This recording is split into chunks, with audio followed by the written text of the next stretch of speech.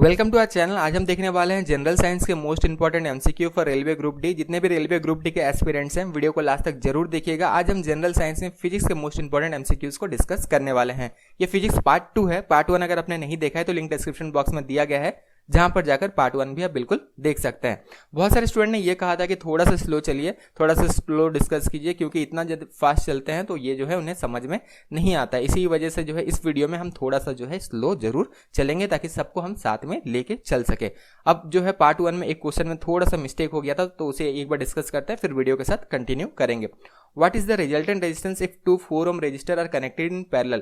तो resultant resistance किस तरह निकाला जाता है? अगर पैरेलल कनेक्शन हो तो इसके लिए होता है 1/R required equals to 1/R1 plus 1/R2। ये बेसिकली होगा, क्योंकि यहाँ पे 2 रजिस्टर है। अगर 3 रजिस्टर होता, इफ 2 रजिस्टर यहाँ पे कहा गया है, 2 4 ohm रजिस्टर कहा गया है, 3 होता तो प्लस 1/R3 करते, 4 होता तो प्लस 1/R4 करते। और दोनों ही रजिस्टर का वैल्यू क्या दिया गया है? 4 ohm दिया गया है। ठीक है, अलग अलग भी आपको एग्जाम में दिया जा सकता है। तो 1/4 प्लस 1/4, तो इसे अगर हम ऐड करते हैं 1/4 प्लस 1/4, ये क्या आ जाएगा? ये आ जाएगा 1/2। तो पिछले बार हमने क्या गलती करा था? हमने आपको डायरेक्टली कह दिया था कि ये हाफ ओम जो है इसका आंसर है, लेकिन ये होता है हड़बड़ी में अगर आप रहते हैं तो इस तरह का गलती बिल्कुल एग्जाम में भी हो सकता है। बेसिकली ये याद रखना, 1/R रिक्वायर्ड हमने अभी निकाला है इक्वल्स टू 1/2।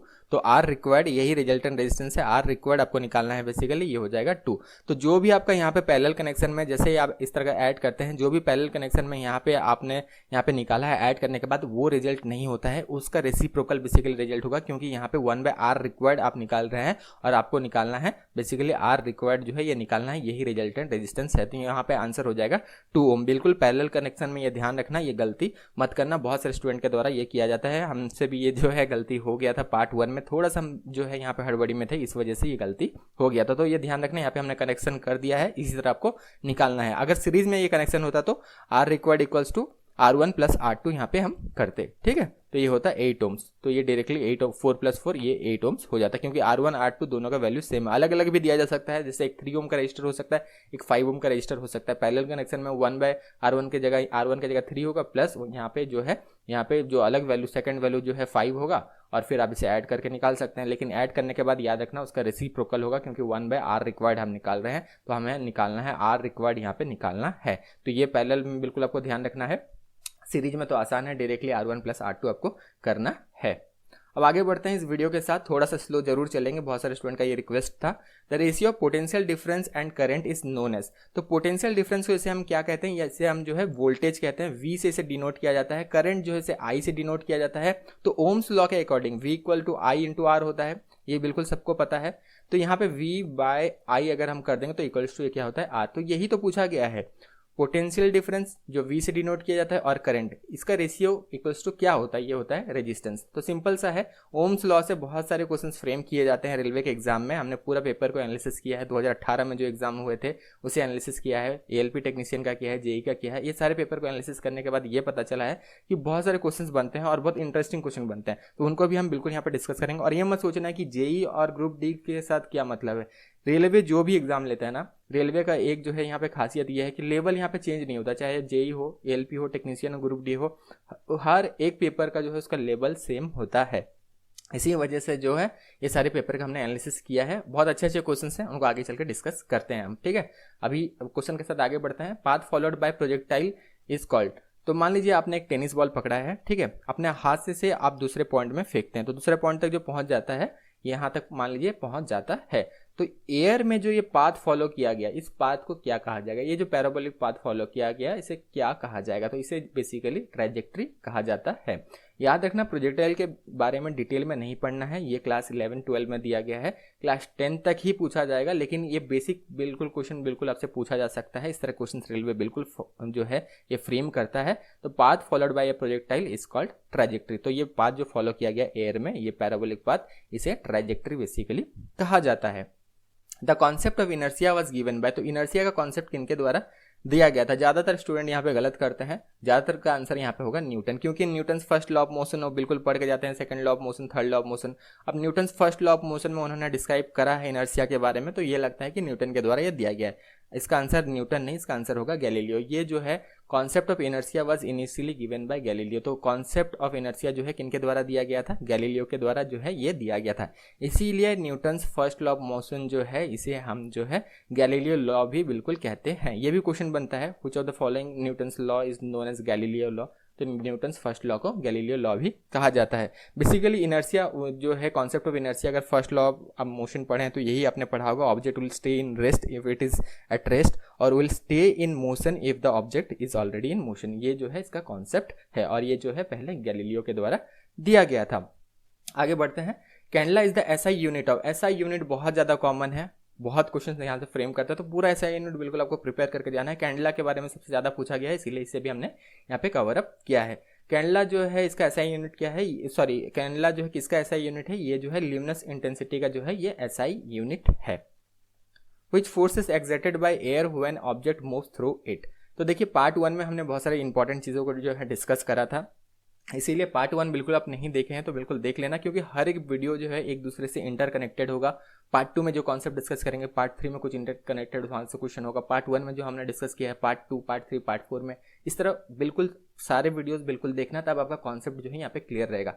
हमने क्या कहा था, फ्लूइड यानी कि लिक्विड या गैस में जो फ्रिक्शनल फोर्स होता है इसे क्या कहा जाता है, इसे ड्रैग फोर्स कहा जाता है। ठीक है, ये याद रखना, ड्रैग फोर्स इससे कहा जाता है। तो यहाँ पे जो है ये force exerted by air when object moves through it is known as frictional force, इसे फ्रिक्शनल फोर्स कहा जाएगा। स्पेशल फ्रिक्शनल फोर्स है जिसे ड्रैग फोर्स के नाम से भी जाना जाता है। तो हरदम ये याद रखना, लिक्विड और गैस के थ्रू अगर कुछ पास हो रहा है कोई भी ऑब्जेक्ट, तो वो भी जो है यहाँ पर फ्रिक्शनल फोर्स क्रिएट होता है और इसे जो है बेसिकली ड्रैग के नाम से जाना जाता है। तो फ्रिक्शनल फोर्स आपको ऑप्शन में नहीं भी दिया जा सकता है, इसमें जो है ड्रैग भी, आपको ड्रैग फोर्स भी ऑप्शन में दिया जा सकता है या ड्रैग भी इसमें रहता है ऑप्शन में। ठीक है, अब एक एग्जांपल लेके इसे समझते हैं, तब आपको बहुत अच्छा से यहाँ पे समझ में आएगा। मान लीजिए मीटेरॉइड्स जो है, मीटेरॉइड जो है जब भी अर्थ की तरफ ये जो है आते हैं, जैसे ही अर्थ के एटमॉस्फेयर में ये एंटर करते हैं, उसमें देखिएगा उसके बाद क्या होता है, इट कैचेस फायर, उसमें जो है आग लग जाता है और फिर वो अर्थ तक पहुंचते पहुंचते जो है वेपराइज हो जाता है, या फिर जो मीटेरॉइड्स बहुत बड़ा होता है वो बहुत छोटे साइज में जो है अर्थ तक जो है ये पहुंच पाता है। ये क्यों होता है, क्योंकि एयर से जब ये पास होता है तो फ्रिक्शन जब क्रिएट होता है तो क्या होता है, हीट जनरेट होता है। तो यही बेसिकली होता है, जब एयर से पास होता है तो फ्रिक्शनल फोर्स के थ्रू ये गुजरता है और इसके वजह से जो है इसमें आग लग जाता है। तो एयर एक्सर्ट करता है यहाँ पे फ्रिक्शनल फोर्स, या कह सकते हैं ड्रैग इसे कह सकते हैं, जिसके वजह से ये होता है। तो यहाँ पे which force is exerted by air when object moves through it, तो इट इज फ्रिक्शनल फोर्स। अगर यहाँ पे एयर के जगह यहाँ पे लिक्विड भी होता तो भी ये फ्रिक्शनल फोर्स ही होता, लिक्विड में भी यही सेम चीज ही होता है, या फिर यहाँ पे ड्रैग आपको ऑप्शन में मिलता। आगे बढ़ते हैं, यहाँ पे क्लियर आपको हो गया होगा सब कुछ। If potential difference across conductor is half, what happened current flowing through it. तो मान लीजिए पोटेंशियल डिफरेंस को अगर हाफ कर दिया जाए, पोटेंशियल डिफरेंस हमने अभी कहा था वोल्टेज के नाम से हम जानते हैं, वी से इसे डिनोट करते हैं। तो पहले पोटेंशियल डिफरेंस और करंट है ना, तो आपको पहले यहाँ पे ओम्स लॉ से ही पहले इसको आपको ढूंढना पड़ेगा। ओम्स लॉ इसका पूरा बेसिक है। तो यहाँ पे क्या कहा गया है, पोटेंशियल डिफरेंस को हाफ कर दिया जाएगा तो करंट क्या होगा। तो पहले करंट निकाल लेते हैं। करंट यहाँ पे क्या होगा, I equals to V by R होगा। ठीक है, अब कहा गया है कि पोटेंशियल डिफरेंस को हम हाफ कर देंगे। पोटेंशियल डिफरेंस को अगर हम हाफ कर देंगे तो ये लिख सकते हैं equals to V bye 2R, ये लिख सकते हैं। इसे अगर अलग करके हम लिखे तो 1/2 V बाय R इसे हम लिख सकते हैं। ठीक है, अब क्या होगा, इसे V by R equals to I, यहाँ पे हमने आगे ही आपको कह दिया है ओम्स लॉ से इसे हम निकाल सकते हैं, तो ये हो जाएगा हाफ I। तो I equals to half I, यानी कि अगर पोटेंशियल डिफरेंस को हाफ किया जाए तो करंट भी जो है ये हाफ हो जाएगा। इसी तरह आपको एग्जाम में भी निकालना है, बहुत आसान है। तो इसी तरह आपको चेक करना है, क्वेश्चन को और भी घुमाया जा सकता है। और एक एग्जांपल लेते हैं ताकि और ज़्यादा क्लैरिटी मिले। ठीक है, पोटेंशियल डिफरेंस को मान लीजिए डबल कर दिया गया। ठीक है, रेजिस्टेंस भी यहाँ पे ऐड कर देते हैं, रेजिस्टेंस जो है इसे हाफ कर दिया गया, तो करंट का वैल्यू क्या होगा। ठीक है, तो यहाँ पे अभी हमने देखा था I equals to V by R होता है, ये अभी हमने देखा था। ठीक है, यहाँ पे क्या कहा गया है, पोटेंशियल डिफरेंस को हमने डबल कर दिया यानी कि 2V। ठीक है, और रेजिस्टेंस को क्या कर दिया, हमने हाफ कर दिया। ठीक है, तो ये हम लिख सकते हैं 4V बाय R, इसे बिल्कुल लिख सकते हैं। V बाय R क्या होता है, इक्वल्स टू I, यहाँ पे हमने पहले कह दिया है, ओम लॉ से हमने निकाला है, तो I इक्वल्स टू 4I हो जाएगा। तो यहाँ पे करंट क्या हो जाएगा 4 टाइम हो जाएगा, ठीक है, इट विल गेट 4 टाइम्स। तो इसी तरह आपको निकालना है, ठीक है। ओम्स लॉ से देखिए कितने सारे क्वेश्चंस बनाए जाते हैं और इस तरह के क्वेश्चंस बहुत सारे स्टूडेंट मिस करके आते हैं, तो मत मिस करना। हालांकि हमने पेपर सारे एनालिसिस किया है, जितने पेपर्स रेलवे ने लिया है 2018 में, 19 में, फिर 20 के लास्ट में एनटीपीसी का भी कुछ एग्जाम हुआ था। एनटीपीसी में ज़्यादा नहीं पूछा गया था, लेकिन एएलपी टेक्नीशियन ग्रुप डी जो पहले हुआ था और जेई, इसमें बहुत सारा जो है जनरल साइंस पूछा गया था और वहाँ से हमने क्वेश्चंस को देखा है कि किस तरह के क्वेश्चंस पूछते हैं। उसी तरह के क्वेश्चंस को भी हमने जो है यहाँ पे फॉर्मुलेट किया है ताकि एग्जाम में आपको कोई दिक्कत ना हो। बहुत सारे चैनल में जनरल साइंस पढ़ाया जाता है, लेकिन याद रखना न्यूमेरिकल्स वहाँ पे नहीं कराया जाता, न्यूमेरिकल्स रेलवे पूछता है। इसीलिए पार्ट 1 में भी हमने न्यूमेरिकल्स डिस्कस किया था, पार्ट 2 में भी हम डिस्कस कर रहे हैं। पार्ट 1 नहीं देखा है तो बिल्कुल देख लेना, लिंक डिस्क्रिप्शन बॉक्स में यहाँ पे दिया गया। इसी तरह आगे भी और भी पार्ट्स कंटिन्यू हम करते रहेंगे। Which among the following lens is most powerful? तो इनमें से कौन सा लेंस सबसे ज़्यादा पावरफुल है? Lens with focal length 25 centimetre, lens with focal length 1 metre, lens with focal length 2 metre, lens with focal length 50 centimetre. तो सबसे पावरफुल कौन सा होगा? हरदम याद रखना, जिसका फोकल लेंथ सबसे कम वो सबसे पावरफुल होगा। क्यों? ये इसलिए इस वजह से क्योंकि पावर ऑफ लेंस जो होता है ये क्या होता है 1 बाय फोकल लेंथ ये होता है। तो 1 बाय फोकल लेंथ बेसिकली ये होता है, power of lens equals to 1 by focal length. तो यहाँ पे मान लीजिए सबसे छोटा कौन सा है? Lens with focal length 25 centimetre. तो 25 सेंटीमीटर पहले मीटर में बिल्कुल कन्वर्ट कर लेना, फोकल लेंथ हरदम मीटर में होता है, तो 0.25 ये मीटर हो जाएगा, तो 1 बाय 0.25 मीटर। तो ये कितना हो जाएगा? ये हो जाएगा 4 डायोप्टर। तो पावर ऑफ लेंस क्या है यहाँ पे? 4 डायोप्टर। बाकी कोई भी वैल्यू हम रख देते हैं फोकल लेंथ की जगह में, जैसे 1 मीटर रखते हैं, ठीक है, यहाँ पे तो ऑलरेडी मीटर में है, तो 1 बाय 1 इक्वल्स टू 1 डायोप्टर होगा। तो ये तो पावर इसका कम है, ऑब्वियसली इससे कम है। 2 अगर डालेंगे तो यहाँ पे 0.5 जो है डायोप्टर आएगा, ये भी ऑब्वियसली कम है इससे। और 50 सेंटीमीटर अगर हम यहाँ पे डालते हैं तो ये कितना आएगा? 2 डायोप्टर जो है आएगा। तो सबसे पावरफुल कौन सा है? ये है 25 सेंटीमीटर जो है ये सबसे पावरफुल है। तो ये एक बात याद रखना, फोकल लेंथ जितना कम उतना पावरफुल होगा ये लेंस, ठीक है। ये कॉन्सेप्ट भी आपको क्लियर हो गया होगा। आगे बढ़ते हैं, इसी टाइप का और एक क्वेश्चन देखते हैं जो कि एग्जाम में पूछा जाता है। Power of lens is -3.33 dioptre है, what kind of lens it is? तो ये कौन से टाइप ऑफ लेंस है? कॉन्वेक्स लेंस है, कॉन्केव लेंस है, टोरिक लेंस है, या फिर डेटा इनसफिशिएंट है? इतना डेटा से जो है ये कहा नहीं जा सकता कि ये कौन सा लेंस है। सबसे पहले ये बात याद रखना, फोकल लेंथ अगर नेगेटिव है और पावर अगर नेगेटिव है, या इनमें से कोई भी एक नेगेटिव है, तो ये कॉन्केव लेंस ही होगा, क्योंकि they are interrelated. Power is equal to 1 by focal length होता है। फोकल लेंथ नेगेटिव में दिया है तो पावर भी नेगेटिव में ही आएगा, पावर नेगेटिव दिया है तो फोकल लेंथ भी नेगेटिव में आएगा, तो दोनों ही नेगेटिव में ही आएगा। तो कॉन्केव लेंस में ये ध्यान रखना, पावर भी अगर नेगेटिव में दिया है, फोकल लेंथ भी नेगेटिव में दिया है, तो ये कॉन्केव लेंस होगा। या कोई एक फोकल लेंथ नेगेटिव में है तो भी ये कॉन्केव लेंस होगा, पावर दिया गया है नेगेटिव में तो भी ये कॉन्केव लेंस होगा। अब इसका ऑपोजिट कॉन्वेक्स लेंस होता है, ठीक है, पावर पॉजिटिव में होगा, फोकल लेंथ पॉजिटिव में होगा। फोकल लेंथ दिया, फोकल लेंथ ऑफ लेंस इतना दिया, इतना मीटर दिया गया है, तो अगर पॉजिटिव में है तो ये कॉन्वेक्स लेंस है, अगर नेगेटिव में है तो ये जो है कॉन्केव लेंस है। यहाँ पे ये भी आपको क्लियर हो गया होगा। तो इस तरह के भी क्वेश्चंस फ्रेम किए जाते हैं। बहुत सारे स्टूडेंट कहते हैं कि डेटा इनसफिशिएंट है, डेटा इनसफिशिएंट नहीं है, यहाँ पे ये आंसर मत दे के आना, ठीक है, क्योंकि यहाँ पे पावर से रिलेटेड है फोकल लेंथ भी, और पावर अगर नेगेटिव में है, ये कॉन्केव लेंस है, फोकल लेंथ नेगेटिव में है, कुछ भी दिया हो तो ये जो है आप डिसाइड कर सकते हैं। अब आपका यहाँ पे क्लियरिटी हो गया होगा। आगे बढ़ते हैं, what type of energy stored in spring coil? Again जो है ये इलास्टिसिटी से क्वेश्चन है, हालांकि ये भी 11-12 का ही है, लेकिन ये बेसिक क्वेश्चंस बिल्कुल आपसे पूछे जाएंगे। किस तरह का जो है एनर्जी स्टोर होता है स्प्रिंग कॉइल में, ये बिल्कुल 10th में दिया गया है किस तरह का एनर्जी जो है स्टोर होता है, क्योंकि पोटेंशियल एनर्जी, काइनेटिक एनर्जी, ये सारे आपने बिल्कुल पढ़े होंगे। लेकिन इलास्टिसिटी जो है इसका पूरा कॉन्सेप्ट जो है ये 11-12 में दिया गया है, इसीलिए जो बेसिक चीज़ है उससे ही सिर्फ डिस्कस करते हैं। तो जो यहाँ पे एनर्जी स्टोर होता है जो स्प्रिंग कॉइल में, तो ये जो होता है ये पोटेंशियल एनर्जी होता है। आप जब भी इस मान लीजिए एक स्प्रिंग लेते हैं, उसे कंप्रेस करते हैं, फिर उसको जैसे ही छोड़ देते हैं और अपने ओरिजिनल साइज में जो है ये रिटर्न आ जाता है। तो ये क्यों बेसिकली होता है? Because potential energy stored inside the coiled spring. Due to which force does the moon move around the earth in a circular path? तो यहाँ पे क्वेश्चन को इस तरह भी पूछा जा सकता है, और एक क्वेश्चन यहाँ पे बनता है, due to which force does planet move around the sun in its circular path? तो ये याद रखना, ये सेंट्रीपिटल फोर्स के वजह से होता है। क्या होता है यहाँ पे थोड़ा सा डिटेल में डिस्कस कर लेते हैं। अर्थ का जो ग्रेविटी है ना, बेसिकली ये प्रोवाइड करता है centripetal force to keep moon orbiting around earth, ठीक है। तो ये बेसिकली अर्थ का ग्रेविटी जो है बेसिकली सेंट्रीपिटल फोर्स प्रोवाइड करता है मून को, ताकि वो जो है अर्थ के चारों ओर जो है ये रोटेट कर सके। तो ये जो है सेंट्रीपिटल फोर्स के वजह से पॉसिबल हो पाता है। और ये सेम चीज़ जो है प्लैनेट और सन के बीच में भी होता है। सन का जो ग्रेविटेशनल फोर्स है ये बेसिकली ये प्रोवाइड करता है centripetal force to the planet, जिसके वजह से जो है प्लैनेट जो है ये ऑर्बिट करते हैं अराउंड सन। तो ये सेंट्रीपिटल फोर्स के वजह से होता है। Why do tyres of vehicle have threads in them? तो आपने बिल्कुल देखा होगा जो टायर्स हैं उसमें जो अलग अलग डिजाइन के जो है थ्रेड्स बनाए जाते हैं। ये थ्रेड्स क्यों बनाए जाते हैं? इसे तो प्लेन भी बनाया जा सकता है। ये थ्रेड्स इसलिए बनाए जाते हैं ताकि रोड और टायर के बीच में जो है ये फ्रिक्शन को इंक्रीज किया जा सके। अगर फ्रिक्शन इंक्रीज नहीं होगा, फिर अगर प्लेन बना दिया जाएगा, फ्रिक्शन डिक्रीज हो जाएगा, तो ज़्यादातर चांसेस हैं कि ये जो है एक्सीडेंट हो सकता है। खास करके रेनी सीजन में बहुत ज़्यादा जो है स्लिप हो सकता है ये टायर्स, और यहाँ पे बहुत ज़्यादा एक्सीडेंट्स जो हैं हो सकते हैं। इसी वजह से जो है व्हीकल्स के जो टायर्स हैं इसमें जो है थ्रेड्स बनाए जाते हैं ताकि to increase the friction between tyre and the road. तो बेसिकली सही आंसर इसमें जो है ये है ऑप्शन नंबर 1।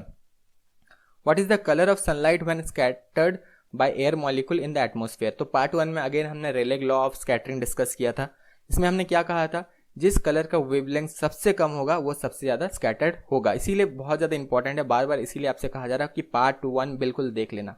यहाँ पे पार्ट 2 में भी जैसे ओम्स लॉ को इतना अच्छे से हमने डिस्कस किया, लेंस के बारे में जो है पावर ऑफ लेंस, उसके बाद फोकल लेंथ को इतना अच्छा डिस्कस किया। पार्ट 3 में ये सारे जो है कुछ ना कुछ रिलेटेड जरूर रहेंगे। तो पार्ट 1 बिल्कुल देख लेना। साथ में एक चीज़ और याद रखना कि सब्सक्राइब नहीं कर रखा है इस चैनल को तो जरूर सब्सक्राइब कर लेना, साथ में बेल आइकन भी प्रेस कर लेना। जनरल साइंस के बहुत सारे वीडियोज़ आने वाले हैं। ये फिजिक्स आप देख रहे हैं, केमिस्ट्री, लाइफ साइंस, ये सब हमने अपलोड करना स्टार्ट कर दिया। अगर आपने अभी तक नहीं देखा तो बिल्कुल देख सकते हैं। इसका प्लेलिस्ट भी जल्दी ही बना दिया जाएगा। ऑलरेडी ये 6th वीडियो है। हम बहुत सारे जो है वीडियोस लाने वाले हैं, इसीलिए अभी तक आपने अगर सब्सक्राइब नहीं कर रखा है सब्सक्राइब जरूर कर लेना, साथ में बेल आइकन प्रेस करके ऑल नोटिफिकेशन जरूर ऑन रखना। चलिए आगे बढ़ते हैं इस क्वेश्चन के साथ। What is the colour of sunlight when scattered by air molecule in the atmosphere? तो यहाँ पे लोएस्ट, सबसे लोएस्ट वेवलेंथ किसका है? ये है ब्लू का। तो ब्लू जो है सबसे ज़्यादा स्कैटर करेगा। इसी वजह से जो है स्काई का जो कलर है ये कौन सा कलर है? ब्लू है। हालांकि अगर हम देखें तो वेवलेंथ सबसे कम जो है वायलेट का होता है, लेकिन ब्लू यहाँ पे सबसे ज़्यादा स्कैटर करता है। ये क्यों जो है ये हमने पार्ट 1 में बिल्कुल डिस्कस किया था। तो पार्ट 1 बिल्कुल आप देख सकते हैं। रेले लॉ ऑफ स्कैटरिंग भी डिटेल में हमने वहाँ पे डिस्कस किया था। The aperture of eye is known as, तो आई के एपर्चर को क्या कहा जाता है? आई के एपर्चर जो है ये पीपल इसे कहा जाता है। पीपल जो है इसे जो है आई ऑफ एपर्चर क्यों कहा जाता है? क्योंकि लाइट एंटरिंग, जो लाइट एंटर करता है हमारे आई में, वो जो है किसके द्वारा कंट्रोल किया जाता है? वो बेसिकली पीपल के द्वारा जो है ये कंट्रोल किया जाता है। तो ये जो है सेंटर ऑफ आई में, जो पूरा सेंटर ऑफ आई में प्रेजेंट होता है, बहुत जो है ये छोटा जो है ब्लैक कलर का प्रेजेंट होता है, and it control the amount of light entering to the eye. तो इसी वजह से जो है इसे एपर्चर ऑफ आई भी कहा जाता है। ये क्वेश्चन काफी बार रिपीट हुआ है, इसीलिए जो है यहाँ पे अभी हमने लिया है। थोड़ा सा स्लो इसलिए चल रहे हैं क्योंकि कुछ स्टूडेंट्स ने कहा था कि स्लो चलना है ताकि अच्छा से जो है समझ में आए।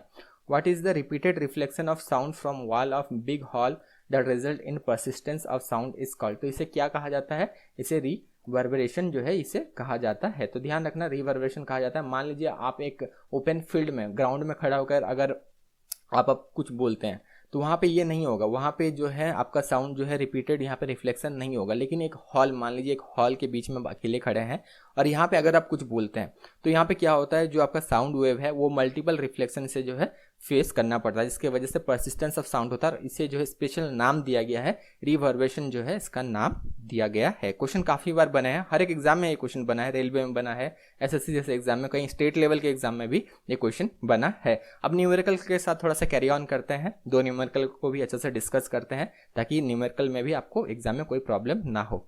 How much work is done in moving 6 coulomb of charge across point having potential difference of 18 volt?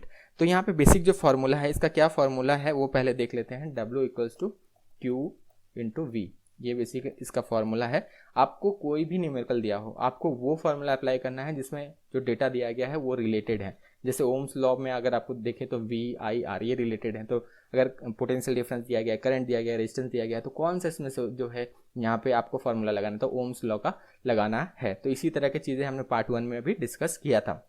तो वर्क डन W, ये जो इससे डिनोट हमने किया है, वर्क डन बेसिकली ये जूल में देखा जाता है, चार्ज जो है ये कूलम में होता है, और यहाँ पे पोटेंशियल डिफरेंस तो दिया गया 18 वोल्ट। तो ये बहुत सिंपल है, वर्क डन आप आराम से निकाल सकते हैं। ये क्या होगा? 6 इंटू 18 यहाँ पे बेसिकली होगा चार्ज, क्योंकि 6 कूलम दिया गया है, पोटेंशियल डिफरेंस 8 वोल्ट यहाँ पे दिया गया है। तो ये कितना हो जाएगा, ये हो जाएगा 108 जूल, इसका सही आंसर होगा। तो ये फॉर्मूला को बिल्कुल ध्यान रखना, इस तरह के क्वेश्चन बनते हैं, लेकिन ये ईजी था, ठीक है, यहाँ पे आप बिल्कुल फॉर्मूला से पकड़ सकते थे। लेकिन अगर इस तरह का क्वेश्चन बने, वही सेम ही फॉर्मूला लगेगा, लेकिन देखिए स्टूडेंट किस तरह यहाँ पे कंफ्यूज हो सकते हैं। 95 joules of energy is required to move 5 coulomb of charge between 2 points, what is the potential difference. यहाँ पे पोटेंशियल डिफरेंस पूछा गया है। देखिए यहाँ पे जूल है, तो यहाँ पे वर्क डन को जो है ये जूल से जो है ये हम ये करते हैं, इसका ऐसा यूनिट जो है ये जूल है। कूलम भी है, तो यहाँ पे चार्ज से कूलम करते हैं। पोटेंशियल डिफरेंस पूछा गया है यानी कि वी। तो ऐसा ही आपको रिलेट करना है कि क्या क्या चीज़ें दिए गए हैं, उसके हिसाब से कौन सा फॉर्मूला यहाँ पे अप्लाई हम कर सकते हैं। तो यहाँ पे क्या निकालना है, पोटेंशियल डिफरेंस निकालना है। ऑब्वियसली पोटेंशियल डिफरेंस अगर निकालना है तो ये क्या होगा, W/Q ये हो जाएगा। वर्क डन जो है जूल में जो है ऐसा यूनिट इसका है, और चार्ज का जो है ऐसा यूनिट कूलम होता है। सिंपल है, 95 डिवाइडेड बाय 5।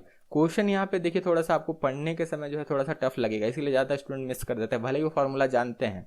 तो यहाँ पे आपको हड़बड़ाना नहीं है। वर्क डन यहाँ पे डायरेक्टली नहीं लिखा जा सकता है, यहाँ पे जूल्स भी दिया जा सकता है, कूलम्स भी दिया जा सकता है, पोटेंशियल डिफरेंस वोल्टेज में भी इसे जो है ये लिखा जा सकता है। तो ये कितना हो जाएगा, 95 डिवाइडेड बाय अगर हम 5 करें तो ये कितना हो जाएगा, ये हो जाएगा 19 वोल्ट्स, यहाँ पे सही आंसर हो जाएगा। तो इस तरह के न्यूमेरिकल छोटे छोटे न्यूमेरिकल्स पूछे जाते हैं, बिल्कुल आसान है, इसको आराम से आप कर सकते हैं। व्हाट इज थर्स्ट पर एरिया इज कॉल्ड। तो थर्स्ट पर एरिया को क्या कहा जाता है, प्रेशर जो है इसे कहा जाता है। प्रेशर का बेसिकली ये डेफिनेशन ही है, pressure equals to thrust by area, ठीक है। तो ये क्वेश्चन भी बनता है थ्रस्ट बाय एरिया, तो ये ध्यान रखना, थ्रस्ट पर यूनिट एरिया जो है इसे प्रेशर कहा जाता है। In the process of formation of rainbow in sky every rain drop in atmosphere acts like.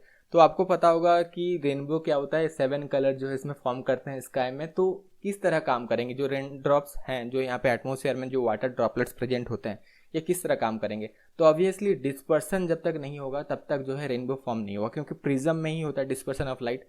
White colour को 7 कलर्स में अगर तोड़ना हो तो प्रिज्म के तरह जो है इसे एक्ट करना पड़ेगा, और डिस्पर्सन किस में होता है, प्रिज्म में होता है। तो ये ध्यान रखना, इसका सही आंसर होगा प्रिज्म, ठीक है।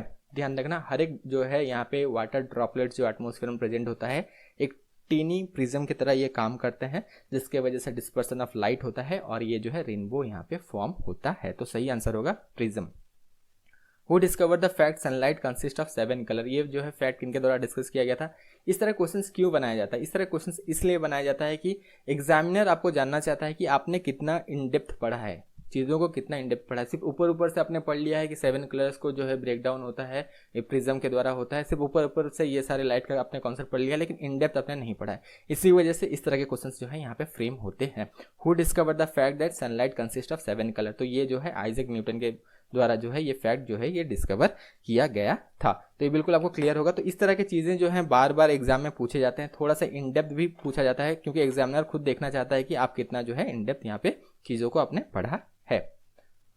हाउ ये voltmeter should be connected in a circuit to measure voltage. तो वोल्ट मीटर जो है इसे किस तरह कनेक्ट किया जाता है सर्किट में, हमेशा याद रखना, एम मीटर जो है सीरीज में कनेक्ट किया जाता है, वोल्ट मीटर जो है इसे हरदम पैरेलल में कनेक्ट किया जाता है। पैरेलल में क्यों कनेक्ट किया जाता है, 2 पॉइंट के बीच में हम पोटेंशियल डिफरेंस चेक करते हैं, इसी वजह से जो है इसे पैरेलल में कनेक्ट किया जाता है। अगर सीरीज में कनेक्ट करेंगे तो 2 पॉइंट के बीच में पोटेंशियल डिफरेंस कैसे चेक करेंगे। मान लीजिए सीरीज में हमने वोल्ट मीटर यहाँ पे कनेक्ट कर दिया, तो यहाँ पे 2 पॉइंट के बीच में पोटेंशियल डिफरेंस चेक नहीं किया जा सकता। अगर हम जो है यहाँ पे मान लीजिए ये जो है सर्किट है, ठीक है, तो यहाँ पे जो है ये वोल्ट मीटर हम कनेक्ट कर सकते हैं, 2 पॉइंट के बीच में जो है यहाँ पे पोटेंशियल डिफरेंस चेक किया जा सकता है, इसी वजह से जो है इसे पैरेलली कनेक्ट किया जाता है। तो याद रखना, वोल्ट मीटर को पैरेलली कनेक्ट किया जाता है, एम मीटर को सीरीज में कनेक्ट किया जाता है। Which law of motion gives definition of force. तो कौन सा लॉ ऑफ मोशन है, यहाँ पे basically Newton's law of motion पूछा जा रहा है। तो यहाँ पे Newton second law of motion जो है it gives the definition of force. तो ये मैथमेटिकली अगर देखें F equal to M A होता है, मास इंटू एक्सेलरेशन ये होता है। तो बहुत आसान सा है, यहाँ पे इस तरह के भी क्वेश्चंस बिल्कुल बनते हैं एग्जाम में। रेलवे इजी क्वेश्चंस भी पूछता है, ये नहीं है कि ये टफ क्वेश्चंस ही पूछते हैं, बस आपको यहाँ पे थोड़ा सा ध्यान से जो है क्वेश्चन को पढ़ना है और उनका आंसर देना है। कभी कभी थोड़ा सा ट्विस्ट भी कर दिया जाता है।